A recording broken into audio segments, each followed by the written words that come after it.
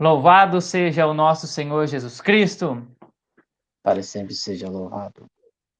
Uma boa noite, uma santa noite a todos vocês que vão estar chegando aqui na live da comunidade Avenice, essa live Cristificar. Nós queremos acolher a cada um de vocês que nos aguardaram. Nós tivemos alguns probleminhas técnicos para iniciar essa live, problemas de internet, de tráfego de rede, que nesse tempo, como diz um amigo meu, problema de fio entupido, mas com a graça de Deus nós estamos iniciando essa live Cristificar.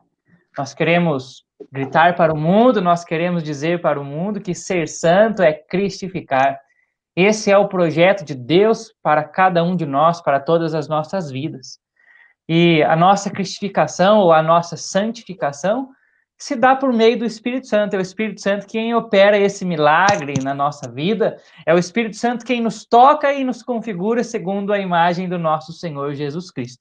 Por isso, eu quero convidar você nessa noite a dizer para os seus amigos, para os seus colegas, para os seus contatos, para os seus familiares, que esta noite é noite de cristificar.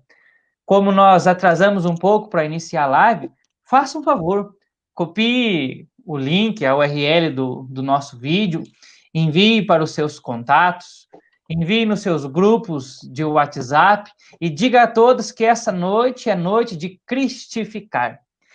E para essa nossa conversa, para essa nossa noite, o Senhor nos deu a graça de ter a presença aqui do meu grande amigo, meu xará, meu irmão de comunidade, o Leandro Barbosa.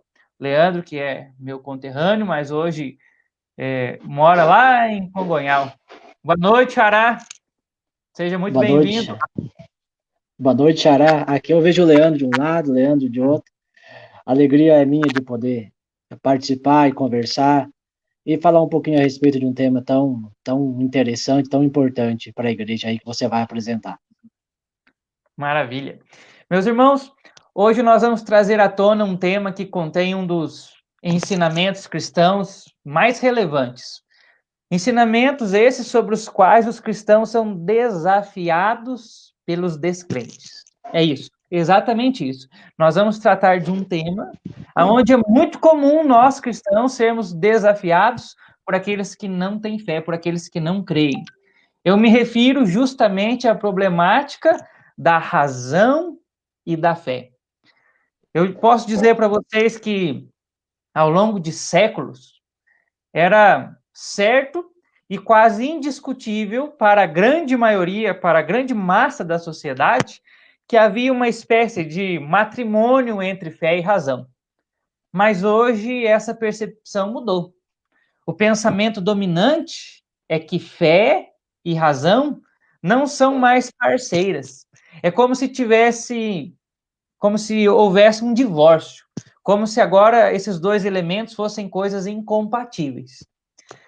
Muitas vezes, pessoas ligadas à ciência olham para um religioso, por exemplo, dizendo que suas ideias são incompatíveis com a ciência, que o seu jeito de ver o mundo é um jeito alienado da realidade, e que por isso um religioso não pode ter voz ativa na sociedade moderna.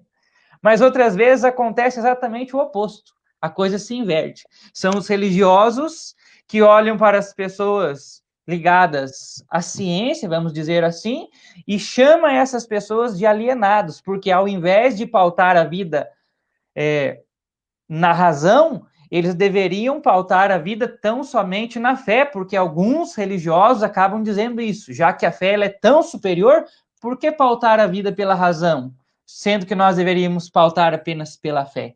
Veja como existe um embate entre essas questões, entre fé e razão. E a grande questão que trago para a nossa conversa é exatamente essa. Fé e razão estão mesmo divorciadas? São mesmo incompatíveis? É sobre isso que nós vamos conversar essa noite, e é exatamente por isso, por ser um tema tão importante, tão atual, que mais uma vez eu digo para você, compartilhe essa live, convide os seus, e diga para essas pessoas, hoje nós vamos entender o embate entre fé e razão.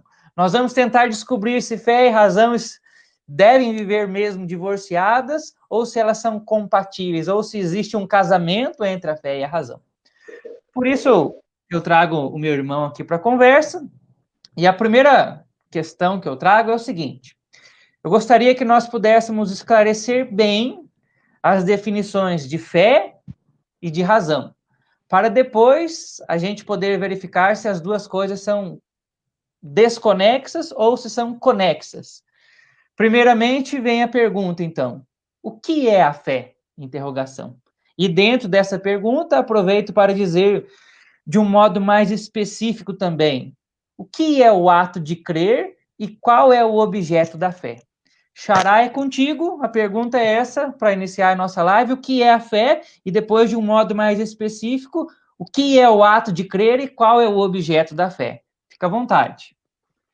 De fato, é um tema muito importante para a igreja, é muito cara a sua história, digamos assim. É um tema tão importante que, por exemplo, no pontificado do Papa Leão XIII e do Papa João Paulo II, dizem que as encíclicas mais importantes, tanto de Leão XIII quanto de João Paulo II, são as encíclicas sobre fé e razão. A Eterni Partes de Leão XIII dizem que do campo pastoral foi a de maior impacto, dizem que Fides et Ratio de João Paulo II foi a de maior impacto do pontificado de João Paulo II do ponto pastoral, aquelas que foram as mais discutidas por teólogos, por filósofos, nas academias, enfim, por todo mundo. E, portanto, esse tema, ele é um tema, assim, bastante tenso e que a igreja preza muito por ele. A questão da fé, a fé, ela é anterior à razão, podemos dizer assim. A fé, ela é anterior à ciência. Podemos datar, por exemplo, o tempo, o momento em que surgiu a ciência, o momento em que surgiu a razão filosófica, mas não conseguimos datar o momento em que surgiu o culto, em que surgiu a religião, o momento em que apareceu a fé. Me parece, ou alguns historiadores dizem, parece que a fé, ela coexiste com o homem. E, então, portanto, a fé, ela é anterior ao homem. E podemos dizer, a fé ou a crença, né, antes de irmos diretamente à questão da fé cristã, o ser humano, ele vive muito mais de fé e crença do que de ciência. Ele confia, por exemplo, na promessa de um político, ele confia ao comprar alguma coisa, ele confia na palavra do outro, ele confia nas promessas, ele sai no trânsito, confia que o outro motorista também está tomando cuidado e não vai passar por cima dele, enfim. Vivemos o tempo todo de fé. E a ciência, ela surge exatamente por causa da fé. Aquilo que a fé, ou que a crença começou a nos atrair e a chamar a atenção no homem, aquilo que o homem conseguiu dar resposta, como as coisas naturais, ficou para o campo da ciência, mas as coisas sobrenaturais que permaneceram no mistério e que não conseguimos ainda uma resposta de causa e efeito, elas permanecem no campo da crença. Mas trazendo isso para a questão da fé judaico-cristã, a nossa fé que começa com Abraão, podemos dizer que a fé é a capacidade de acolher a revelação, de crer a revelação. A fé, ela seria, então, uma capacidade de ouvir essa revelação e de moldar a vida ou de conduzir a vida conforme o dado revelado. E esse dado revelado pelo qual o povo de Deus foi caminhando ao longo do deserto, podemos dizer em toda a história do Antigo Testamento, encontra a sua plenitude em Jesus Cristo. Portanto, podemos dizer que o objeto que a fé, que seria crer, acolher o dado revelado, viver e conduzir a vida conforme esse mistério revelado, e esse mistério revelado ganha sua plenitude em Jesus, a fé seria então permitir que também esse Jesus que é a plenitude da revelação de Deus, seja o sentido da existência, da vida, seja a razão do nosso existir. Até radicalizando mais, podemos dizer que a fé é o seguimento da pessoa de Jesus Cristo. Portanto, e nessa fé de acolher o dado revelado, de crer na plenitude da revelação que é Jesus e deixar ele ser a razão e o sentido da vida, de modo algum impede a ciência. Mais adiante falaremos sobre isso. Mas a fé para nós cristãos é acolher a revelação máxima de Deus em Jesus Cristo e segui-lo, e deixar ele ser a razão e o sentido da nossa vida. Excelente, irmão. Pessoal que está chegando agora, alguns irmãos foram se conectando conosco, nós estamos conversando a respeito da fé e da razão, um tema tão importante, um assunto que corriqueiramente entra nos debates, no ambiente acadêmico, nas nossas conversas, no dia a dia, e muitos dizem que não existe a possibilidade de haver a união entre a fé e a razão. O meu xará aqui, o nosso irmão Leandro, acabava de falar para cada um de nós a respeito da fé. O que é a fé? Ele dizia que a essência da fé é o segmento de uma pessoa de Jesus Cristo. A fé em si é uma pessoa de Jesus Cristo, é nele que nós cremos. Agora que nós temos isso de posse, agora que nós ouvimos sobre a essência da fé, nós podemos olhar o segundo ponto da nossa discussão, que é a razão. A pergunta é essa, Leandro: o que é a razão? E de modo específico, aproveito para perguntar também: qual é o objeto da razão e qual é o ato da razão? Bom, dissemos anteriormente que não conseguimos dizer quando exatamente surgiu a religião ou o ato de crer, né, no sentido geral, mais amplo. Mas podemos dizer, por exemplo, quando surgiu a razão filosófica ou a razão científica, por volta do século VI antes de Cristo. E essa razão que surge, de modo algum, ela é uma razão que se opõe à fé, né, para já ir nos deixando algumas coisas já bem definidas. Mas a razão seria a capacidade do ser humano indagar pelo o que das coisas ou pelo ser das coisas. A razão seria a capacidade também do ser humano de buscar a verdade, de buscar as respostas sobre si, seria a capacidade do ser humano também de procurar a Deus. Enfim, a razão seria aquilo pelo qual o ser humano busca a explicação das coisas. Por que as coisas são de determinada maneira e não são diferentes? Seria perguntar se também pelo o sentido da vida. E podemos dizer que o objeto primeiro da razão, o objeto principal da razão, seria a verdade. A verdade cabal de todas as coisas, e essa verdade, quando encontrada, ela dá sentido a todas as coisas. Podemos dizer que o ser humano, ele é um ser racional. E quando o ser humano pensa, e falamos de um ser humano racional, é o homem todo que pensa, é o homem todo que procura a verdade. É um homem todo que busca um sentido para a existência. Aquela separação que surge na modernidade, aonde o homem ele é um ser racional, segundo Descartes, no sentido de que é o cérebro que pensa e os membros atrapalham, os sentidos atrapalham, ou a oposição ao racionalismo cartesiano, de que o cérebro é simplesmente um processador e são os sentidos que captam o mundo, as coisas, esse tipo de razão não consegue dar conta da pergunta pelo sentido. Esse tipo de razão não consegue dar conta da pergunta pela existência. Portanto, quando a razão, antes de chegar a esse nível, digamos assim, de decadência na modernidade, a razão ela é a capacidade do homem de buscar o sentido, de procurar o sentido, sem se fechar ao mistério. É a capacidade também do ser humano se perguntar e buscar a verdade, e essa ânsia pela verdade se encontra nele, está dentro dele. E podemos dizer, então, o que o ser humano anseia com sua razão é a busca da verdade. É conhecer a verdade sobre si, sobre o mundo, sobre as coisas, e sabendo que existem mistérios que não cabem à nossa razão. Eles existem e e essa razão da modernidade, muitas vezes, por se encontrar diante do mistério e não conseguir explicar, diz que eles não existem.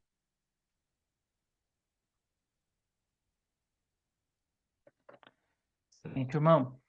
É, vamos continuando a nossa caminhada.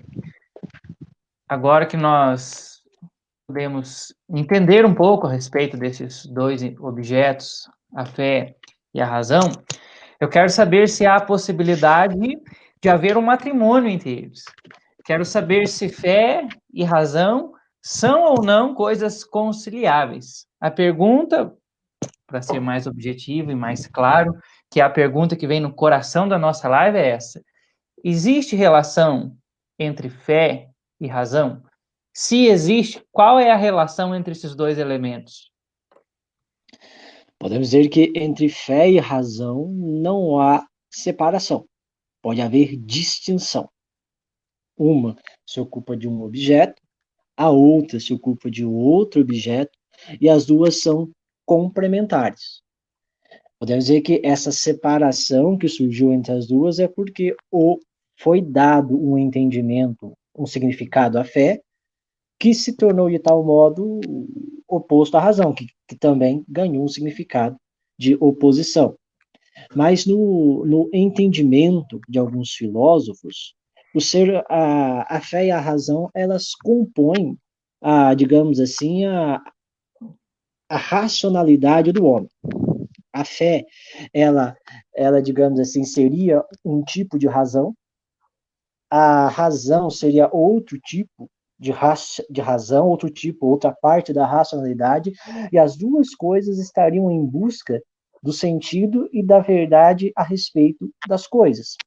Quem fala isso é o filósofo Eric Voegelin.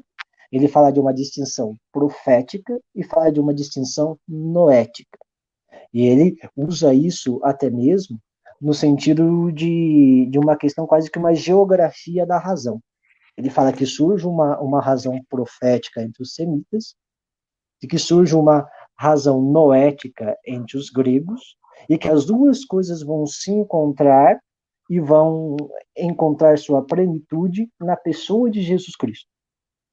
E daí também, por exemplo, São Justino fala que a filosofia cristã é a melhor filosofia e diz também que os cristãos são os verdadeiros filósofos, porque é em Jesus que a razão noética, ou seja, a razão que busca as causas e os efeitos do porquê que as coisas são assim, as coisas naturais, mas que não se fecha ao mistério, e de que a fé, a razão profética que surge entre os semitas, ela também encontra é o seu complemento, a sua plenitude. As duas coisas se encontram em Jesus Cristo.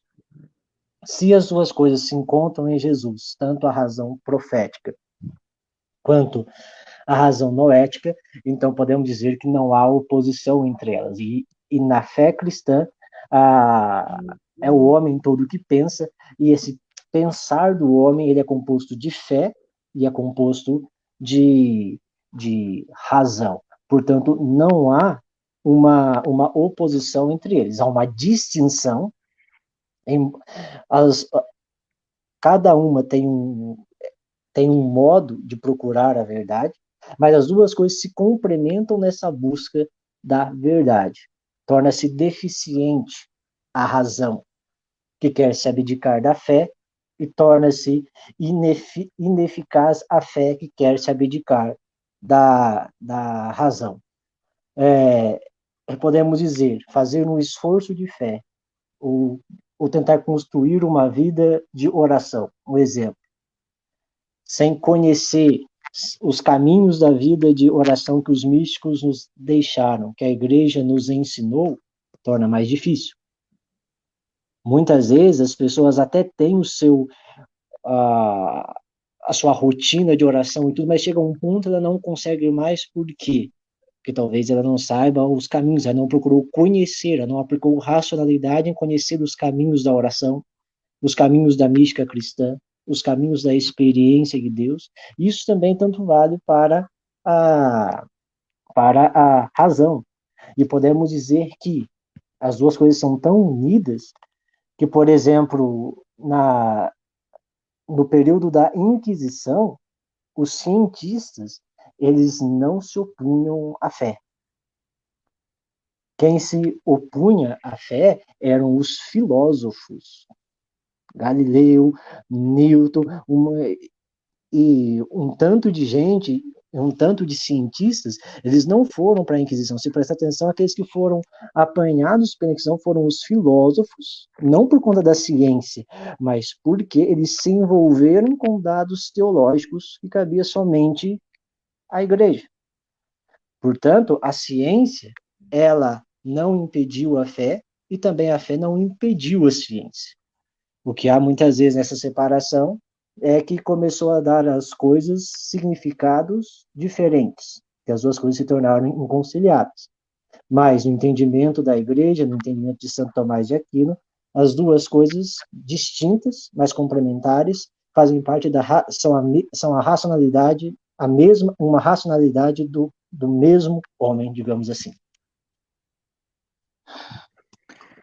O pessoal que está nos acompanhando nessa live a respeito de fé e razão, começam a surgir algumas primeiras perguntas, alguns primeiros comentários. O João Edson já nos traz uma pergunta. Nós vamos combinar o seguinte: vou deixar as perguntas e alguns comentários para o final da live, tá joia? Então, se você desejar tirar alguma dúvida, alguma questão a respeito disso, pode ir trazendo as suas perguntas. E daqui a pouco, assim que nós formos acabando essa conversa, nós vamos fazer questão de trazer você para participar conosco, tá joia? Ouvir tudo isso, então, nos faz compreender que o divórcio se dá apenas para quem tem uma visão distorcida desses dois objetos. Ou se distorce o que é a fé, ou se distorce o que é a razão. E nós poderíamos citar aqui, então, o chamado fideísmo como uma distorção da fé e o chamado racionalismo como uma distorção da razão. Nós temos aqui nesses dois elementos, fideísmo e racionalismo, duas distorções equivocadas de fé e razão. E aí eu pergunto para você, meu irmão, o que seriam essas duas grandes distorções? O que seria o fideísmo e o que seria o racionalismo? Bom, Bento XVI diz que as duas coisas fazem muito mal, tanto o fideísmo quanto o racionalismo. Vamos começar pelo o racionalismo. O racionalismo, ele é um tipo de razão, digamos assim, que surge, bom, ele sempre existiu, mas se ganha força na modernidade por volta do século XVI, aonde é uma razão que deixa de ser aquele que busca contemplar a verdade, que busca conhecer a verdade, sem esgotar o mistério. Essa razão da modernidade, que é chamada de razão lógico-formal, é aquela razão que procura colocar tudo dentro do escopo da ciência. Então, o que passa pelo crivo da ciência, o que cabe na lente de um telescópio ou de um microscópio, o que se explica pela matemática, enfim, existe.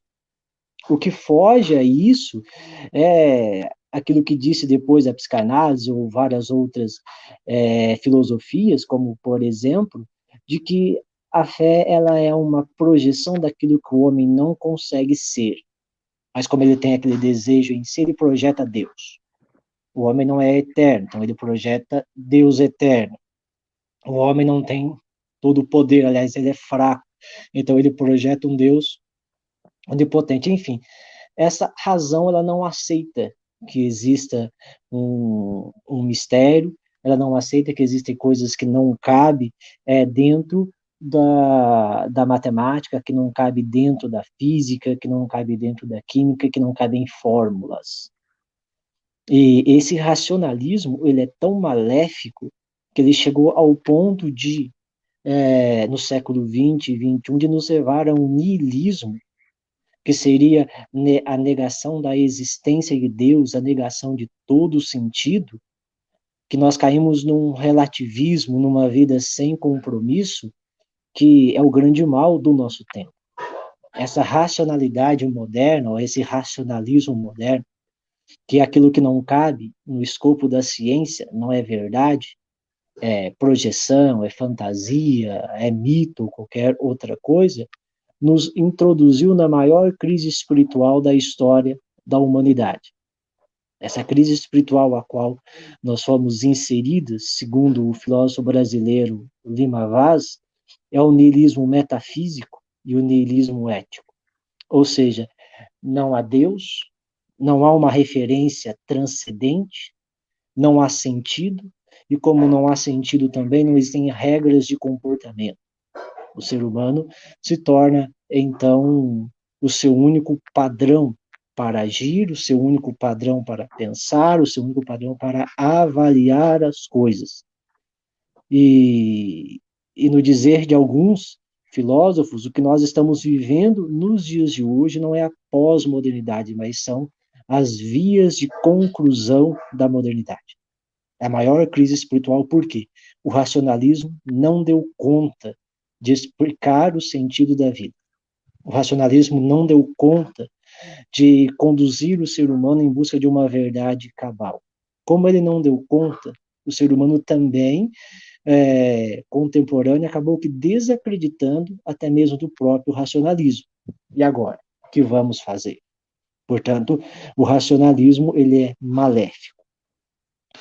Por outro lado, também, o fideísmo, que seria uma fé que nega toda a razão, que nega toda a explicação, digamos assim, uma fé que não busca fundamentos sólidos, ela acaba se tornando infantil. E esse próprio fideísmo acaba que dando, digamos assim, razões para que o racionalismo chame a fé de mito, chame a fé de projeção, chame a fé de fantasia. Por quê? Porque ela não consegue se sustentar racionalmente. Por quê? A fé, ela necessita da razão para ser proclamada, a fé necessita da razão para ser explicada, a fé necessita da razão para construir e dar sentido aos seus cultos, às suas celebrações. E quando vem um fideísmo onde nós não conseguimos explicar porque cremos, qual a nossa razão de seguir e consagrar a nossa vida a algo, ela também acaba que se tornando uma fé que não explica ou não busca dar a resposta às principais questões da vida. Então, portanto, as duas coisas acabam que caindo num vazio e acabam que perdendo a sua capacidade de responder às principais questões. Por isso as duas coisas são maléficas. É o que diz Bento XVI. Nem fideísmo, nem racionalismo. As duas coisas são o mal do homem contemporâneo. Ei, Bentinho, fala a verdade, que maravilha. Mais uma outra questão, antes ainda de abrir para as perguntas.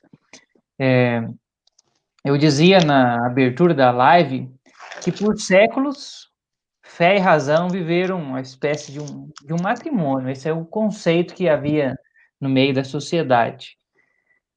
De um modo geral, então, a nossa sociedade, a humanidade, buscava conciliar as duas coisas, e eu gostaria de trazer essa questão para a nossa live.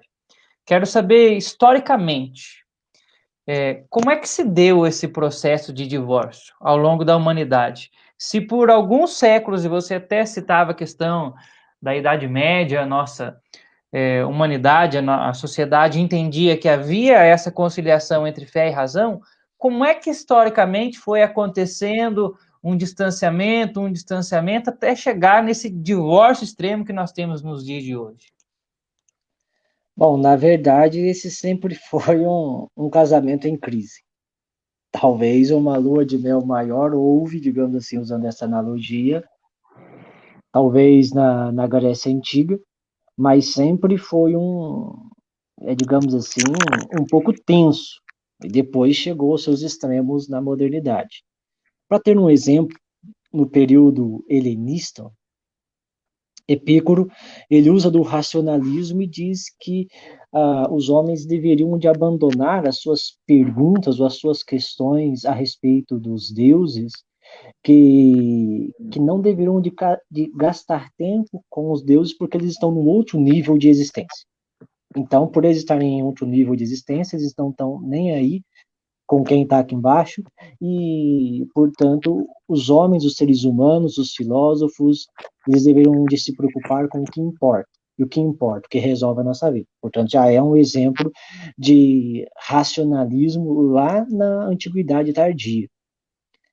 Por outro lado, alguns filósofos e poetas da época diziam que a teologia era o conhecimento mais elevado e que nada se podia se conhecer pela a razão. Portanto, já é uma tensão antiga. Por volta do século II ou III, já surge no próprio ambiente cristão e filosófico da época os movimentos chamados de racionalistas, antirracionalistas e semi-racionalistas. Os antirracionalistas são aqueles que negavam que a razão pudesse dar algum benefício ao homem. Motivo. A razão é orgulhosa. Tertuliano é um exemplo. Do lado, esse é o antirracionalista, né? Do lado racionalista, seriam aqueles que diziam que a fé é algo do subjetivo, a fé não consegue dar respostas ao plano da realidade, a fé não consegue, digamos assim, resolver as coisas que realmente importam. Lactâncio faz parte desse grupo. E no grupo dos semi-racionalistas, temos aqueles que dizem que é necessário crer para compreender, que é necessário compreender para crer. Aqueles que harmonizaram a razão, e aí está Santo Agostinho. Mas essa tensão, ela sempre existiu. Se nós chegarmos, por exemplo, ao maior conciliador entre fé e razão, que é aquele que foi apontado como resposta para os grandes males contemporâneos, que é o pensamento de Santo Tomás de Aquino, ele foi muito atacado no século XIV, XV. Por exemplo, Pedro Damião, ele escrevia raivosamente contra a filosofia de Santo Tomás de Aquino, que ela não deveria de ser ensinada nas universidades, e Pedro Damião, ele chegou até mesmo a procurar o Papa da época para que não permitisse que a filosofia de Santo Tomás de Aquino fosse ensinada. Portanto, é um casamento que sempre teve as suas tensões, ou teve aqueles que foram tentando separá-lo, que foram tentando buscar o seu divórcio. Mas, digamos assim, o grande causador, o iniciador da briga final para chegar ao divórcio foi Duns Scoto, portanto, dentro do próprio círculo cristão. É Duns Scoto que diz que de Deus nós não podemos conhecer nada, que Deus, em sua vontade, ele quer uma coisa uma hora e quer outra coisa outra hora, e que da vontade de Deus nós não podemos saber nada de nada de nada. E se nós não podemos saber nada de nada da vontade de Deus, então abandonemos a questão de tentar explicar a fé. Deixe a fé para o âmbito da subjetividade, deixe a fé para aquilo que é de cada um e vamos nos ocupar da ciência. Portanto, isso começa no interior do próprio cristianismo. Depois de Duns Scoto, aí temos também a reforma protestante. Só a graça, só a fé, só a escritura. Portanto, e esse só a graça, só a fé, só a escritura, procurou implantar uma fé sem explicações, uma fé sem racionalidade. Tanto que os protestantes, eles não têm ou não aderem à tradição. Eles não têm uma tradição. É também do movimento do protestantismo que surge a ideia, em Kierkegaard, de que a fé é um salto no escuro. Por quê? Porque ela é irracional. Ela não tem explicação, ela não tem um fundamento que possa dar razão do porquê cremos no que cremos. E disso ganha a sua radicalidade, a reforma, e vai levando a uma separação máxima no iluminismo, tanto francês quanto o esclarecimento alemão. Kant, com sua filosofia, com seu racionalismo, ele vai fazer duas distinções, ou vai distinguir, ele vai dividir a realidade entre fenômeno e nômeno. O fenômeno é aquilo que pode ser medido, que pode ser percebido, que pode ser sentido, é aquilo que nós podemos, de algum modo, confirmá-lo com a ciência. O nômeno, ou o nous, é aquilo que está no campo do mistério. E aí está a questão da fé. Quando o Kant faz essa divisão entre fenômeno e nômeno, o que ele diz? Fiquemos com o fenômeno, porque do nômeno nada podemos dizer. Então, portanto, o que acontece? Aí acontece um divórcio radical. E esse divórcio ele vai se agravando, esse distanciamento, porque vamos vendo que a razão vai ganhando a sua significação máxima na razão lógico-formal. Ela deixa de ser uma racionalidade que procura, assim, as causas e os efeitos do mundo natural, mas está aberto ao sobrenatural. Essa razão do iluminismo, essa razão do esclarecimento alemão, ela não suporta a fé, ela não aceita a fé. E depois, mais tarde, esse divórcio, ele ganha ainda mais, essa tensão, ela ganha ainda mais calor, digamos assim, com Adolf von Harnack, com a teoria histórico-crítica, aonde a teoria histórico-crítica ela não é ruim, ou de todo ruim, mas Harnack vai, digamos assim, levá-la a resultados negativos, com aquela história de que há um Cristo da fé e existe um Jesus histórico.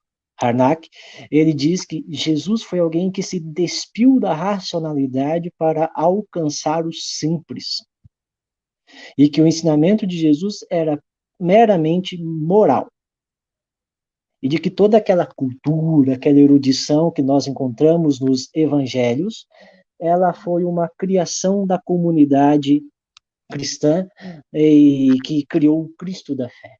O Cristo de grandes ensinamentos, o Cristo que dá grandes respostas, respostas sábias às perguntas quase sem resposta de fariseus e tudo mais.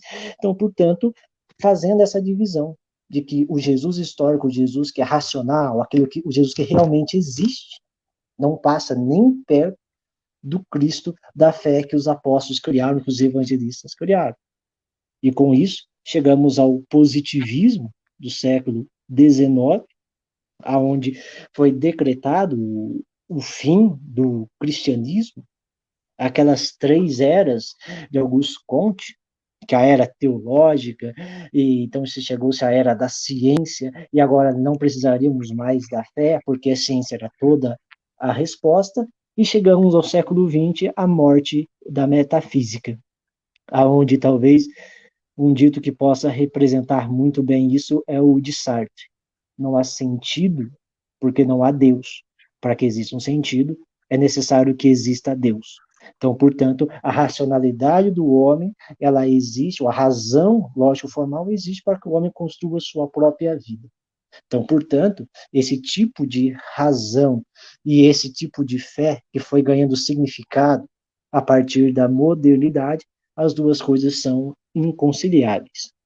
Lima Vaz, numa reflexão sobre a Fides et Ratio, ele diz que nos significados que a fé e a razão ganharam na modernidade até os dias de hoje, elas realmente se tornam inconciliáveis, que nós precisamos resgatar o significado real das duas coisas, o significado correto delas, para poder de novo refazer esse casamento aí.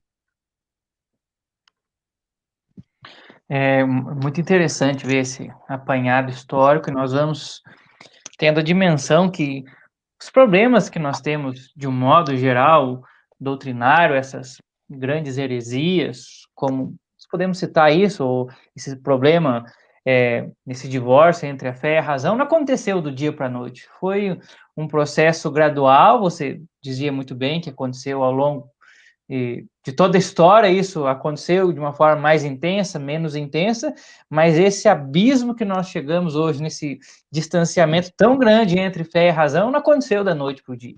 Foi um processo gradativo. É bom que nós estejamos cientes disso. Excepcional, irmão. E um último ponto que eu trago aqui, antes de abrir para a partilha dos irmãos, é o seguinte: ao seu ver, diante de um parecer pessoal, o que é que nós, que a grande maioria do pessoal que nos acompanha são pessoas engajadas na igreja, engajadas na comunidade, pergunta minha é essa: o que é que nós podemos fazer para auxiliar nessa reconciliação entre a fé e a razão no meio da nossa cultura? Não digo apenas no meio nosso, da nossa comunidade, porque a grande maioria dos que aqui estão têm certa consciência disso, de que fé e razão devem caminhar juntos, ou pelo menos ao longo da live foi despertando isso, mas nós como cristãos, o que é que nós podemos fazer em relação a essa cultura vigente para que nós possamos ajudar nessa reconciliação? Leão XIII, na Aeterni Patris, quando ele profeticamente chama a igreja a retomar a filosofia e a teologia de Santo Tomás de Aquino, ele diz que os grandes males, ou a causa dos grandes males do nosso tempo, isso em 1879, ele dizia que a causa dos grandes males foi a separação entre fé e razão. E que essas filosofias modernas, essas filosofias que se vestem de sabedoria, mas na realidade elas rejeitam a fé, elas entraram para dentro das escolas de filosofia, atingiram o Estado e chegaram à consciência das massas. A primeira coisa que nós devemos fazer, creio eu, nós devemos de mergulhar nos ensinamentos da igreja.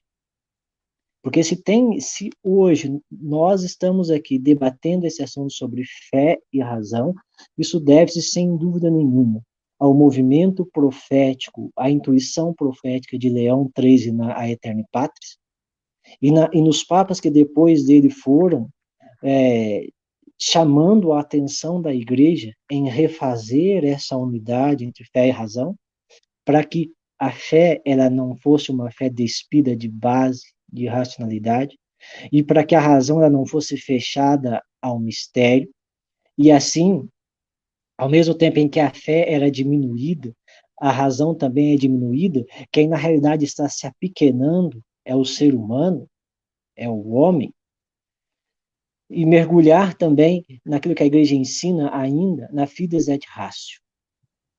Mergulhar nos ensinamentos da igreja, porque se tem alguém que refletiu profundamente sobre esse problema do divórcio entre fé e razão, e que tem lutado desde no começo, no final do século XIX, durante o século XX e começo do século XXI, é a igreja.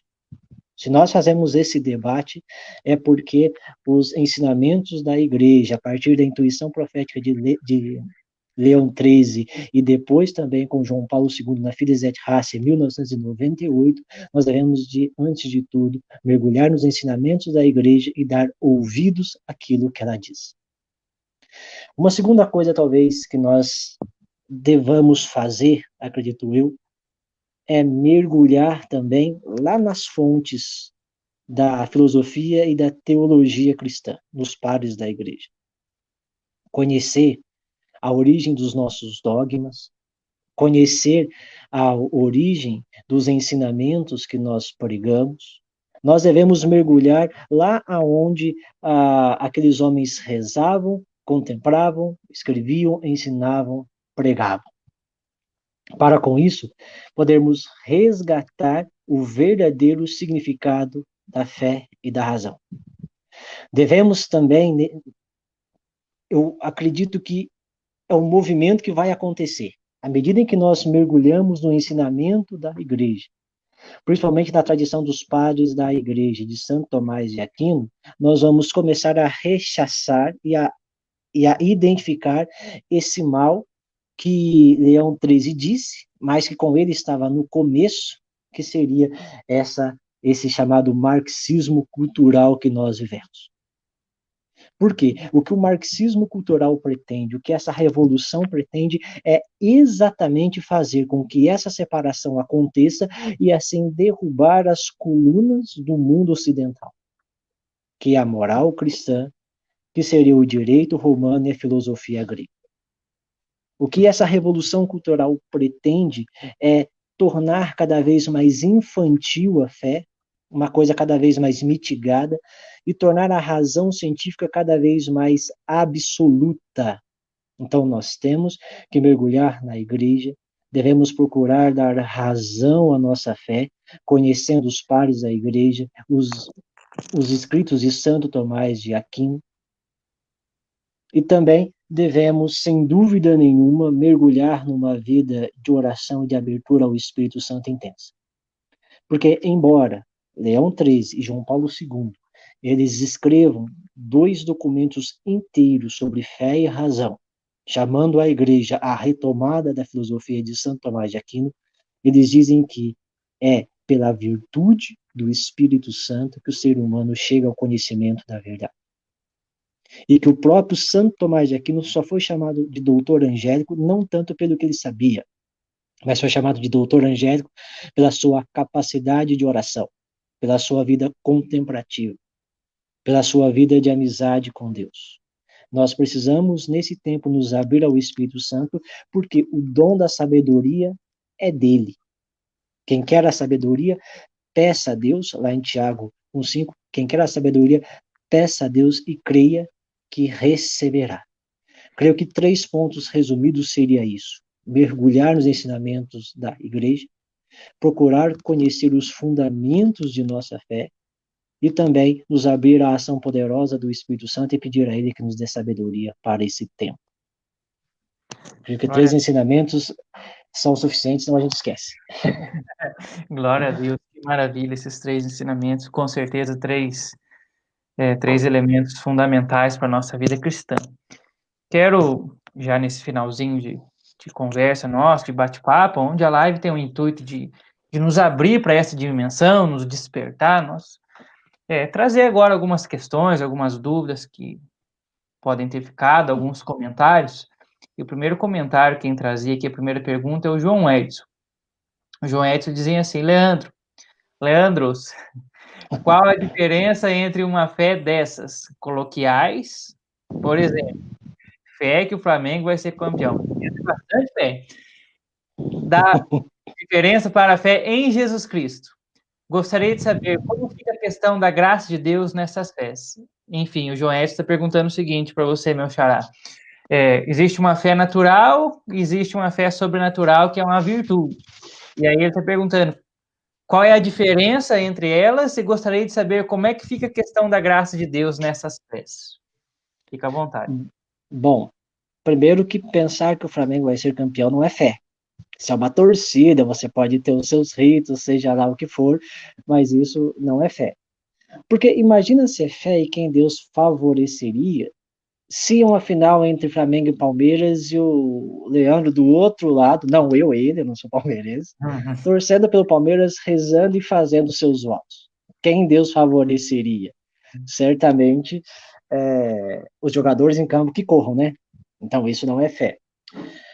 E a fé em Jesus Cristo, ela é a fé que existe, digamos assim, por excelência. E essa fé em Jesus Cristo é uma fé de consagração de vida, uma fé onde a graça de Deus ela irrompe na vida humana e é capaz de operar no ser humano uma mudança de mentalidade, uma transformação interior tão profunda que cause nele uma comoção, uma mudança, uma transformação, que ele passa então a seguir a pessoa de Jesus que transforma a sua vida. A fé de que o Flamengo será campeão, essa crença que o Palmeiras será campeão, digamos assim, isso é uma torcida. Isso, digamos assim, ela não transforma a vida, ela não responde pelo sentido, ela não responde pelos nossos anseios. mas somente a fé em Jesus Cristo é capaz de resolver todos os problemas humanos. E essa humanidade que hoje ela vive, digamos assim, angustiada e assolada por tantos males, se ela abrisse o coração a Jesus Cristo, sem dúvida nenhuma, o mundo seria outro de um dia para o outro, sem dúvida nenhuma. Essa é a verdadeira transformação. Excelente. Comentando algo aí a respeito da pergunta do João Edson, que também me vinha ao coração. A fé, como um dom, como uma graça do Espírito Santo, ela é uma virtude sobrenatural, como o meu xará nos ensinava, ela nos leva a crer na verdade de Jesus Cristo e em tudo aquilo que deriva de Jesus Cristo. Mas essa fé sobrenatural, de certo modo, ela também puxa para cima essa nossa fé natural, a nossa capacidade de raciocinar e buscar o sentido nos elementos das coisas da natureza. Não tenha dúvida que uma pessoa que cresce no dom da fé, tem o seu intelecto revestido pelo Espírito Santo, e junto com isso o Espírito Santo vai puxando para cima, vai revestindo e vai aprimorando também a nossa capacidade de raciocinar as coisas naturais da vida. Não tenha dúvida que a graça de Deus nos torna seres humanos mais perfeitos em todas as dimensões.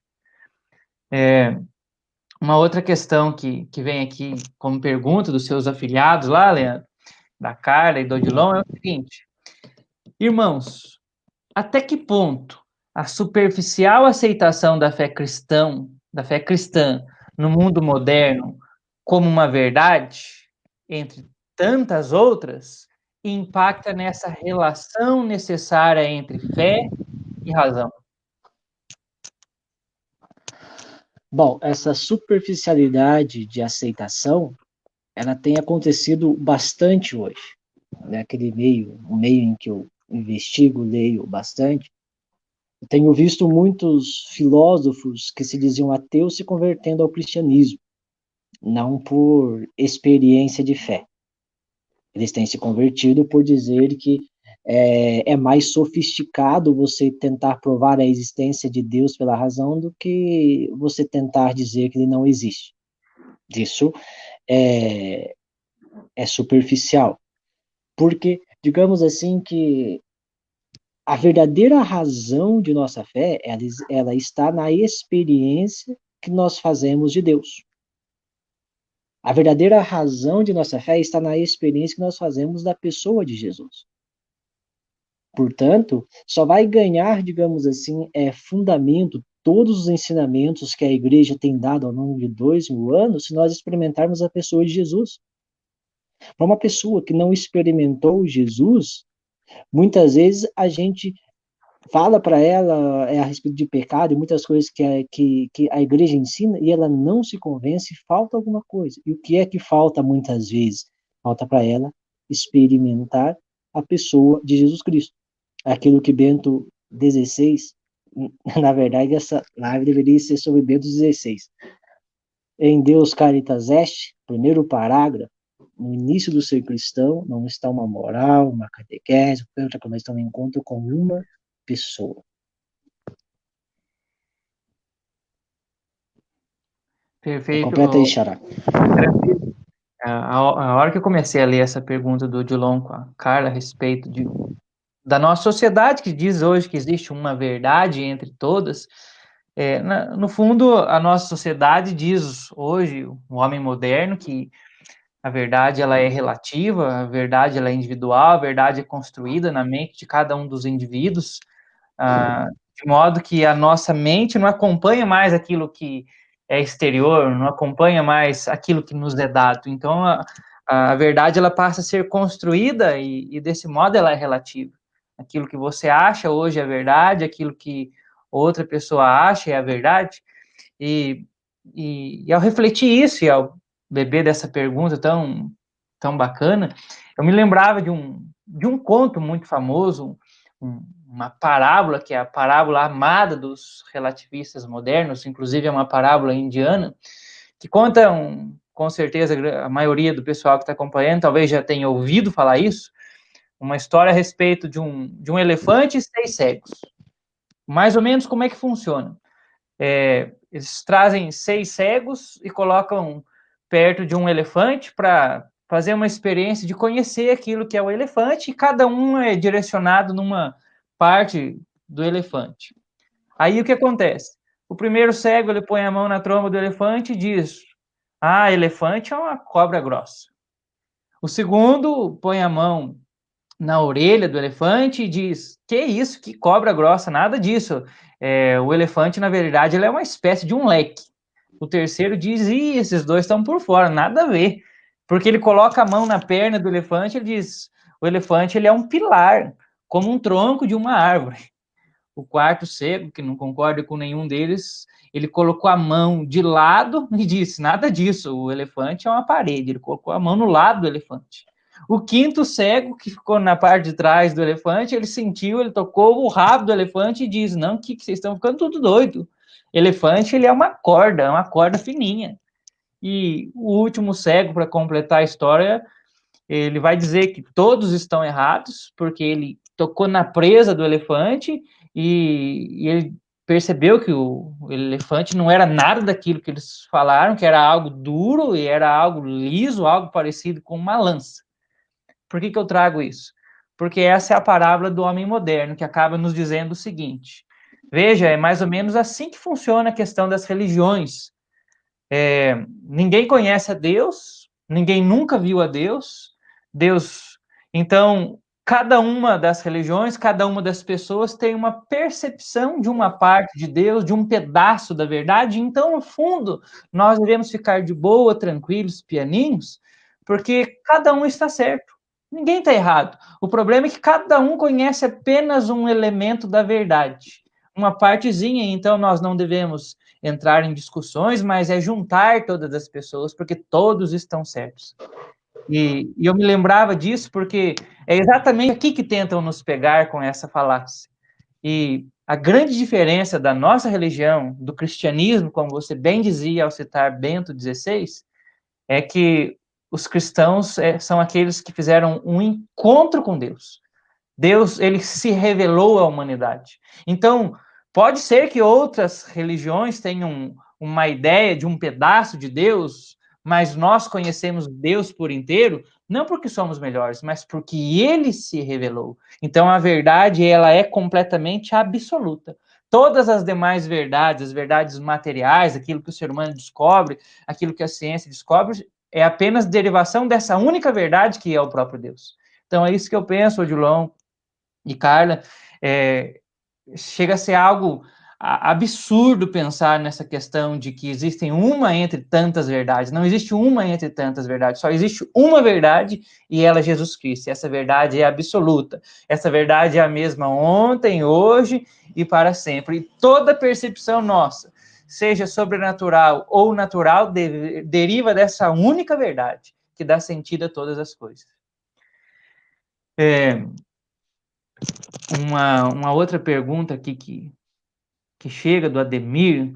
O Ademir pergunta assim, Leandro: podemos afirmar que o agnosticismo e relativismo em nossa modernidade são frutos desse divórcio da fé e da razão? Podemos dizer que sim, porque o agnosticismo, na realidade, já é algo bem antigo, né? Não podemos provar a existência de Deus, como também não podemos negar a sua não existência. Então, o que a gente faz a respeito de Deus? A gente não diz nada. Já conheci algumas pessoas agnósticas. Chega a ser engraçado e, ao mesmo tempo, ela nos deixa uma série de questões, porque é como que pode a pessoa se abdicar de procurar essa verdade? Sem dúvida nenhuma, o agnosticismo ou o relativismo ele tem levado o ser humano a se abdicar do seu próprio anseio. E o ser humano tem negado o seu próprio anseio, ele tem negado que ele deseja um sentido, ele tem negado que ele deseja uma verdade, ele nega isso em si mesmo. E por isso é um ser humano em conflito. O relativismo é isso que nós falamos.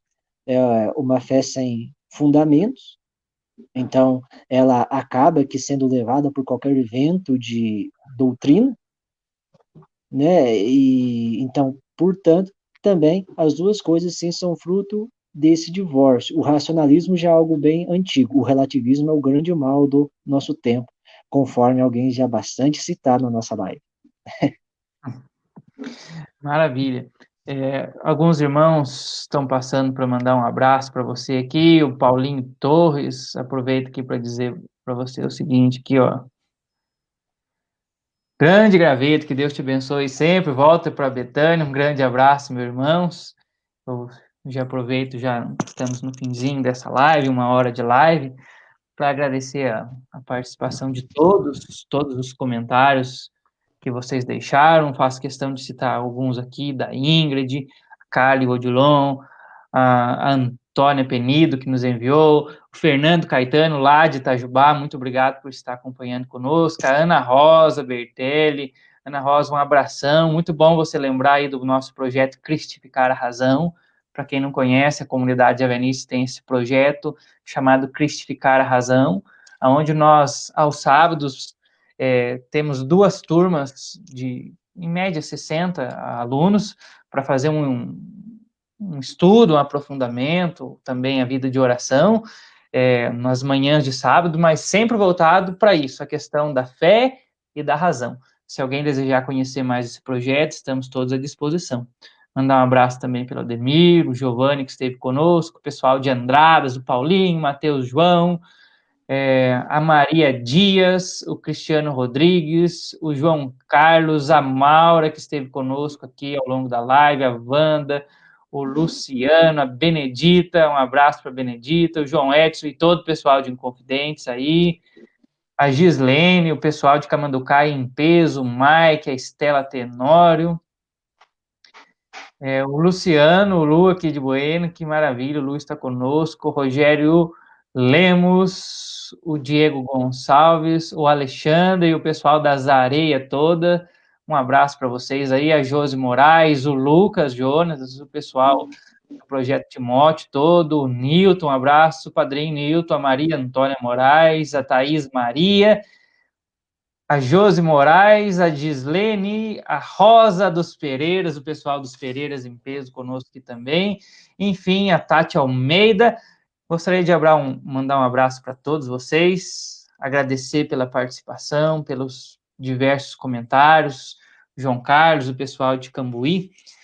E antes de encerrar essa live, gostaria de pedir para o meu xará que nós pudéssemos fazer uma oração.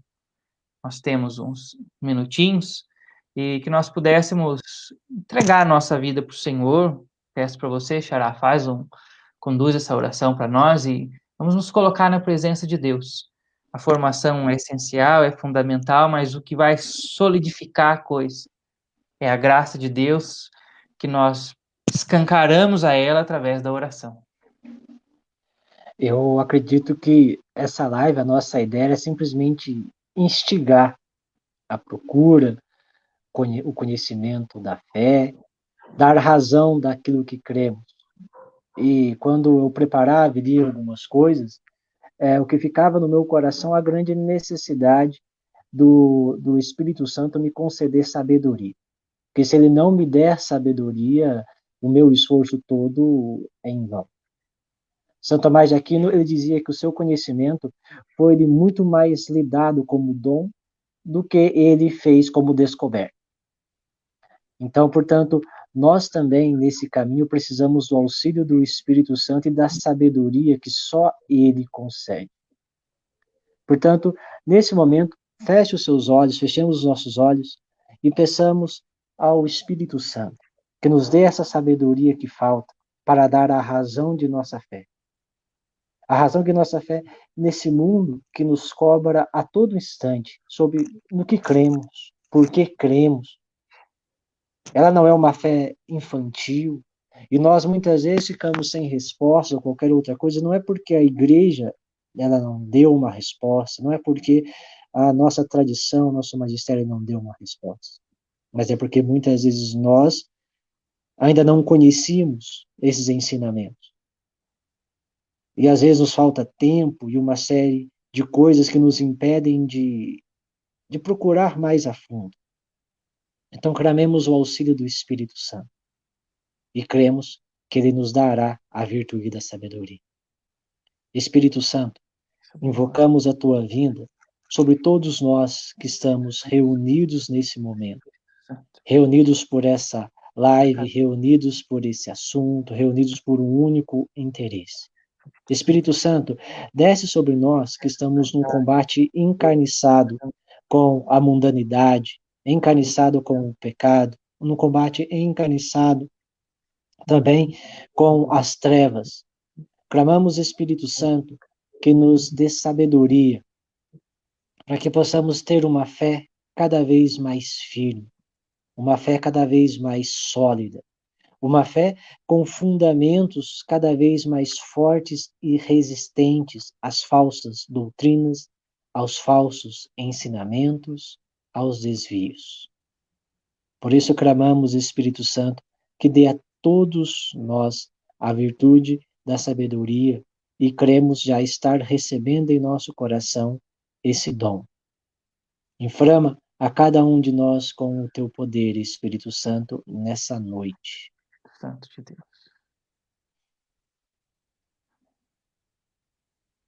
Amém. Quero te agradecer muito, meu irmão, por estar conosco, por essa formação tão rica, pela oração, pelo preparo, pela disposição tua.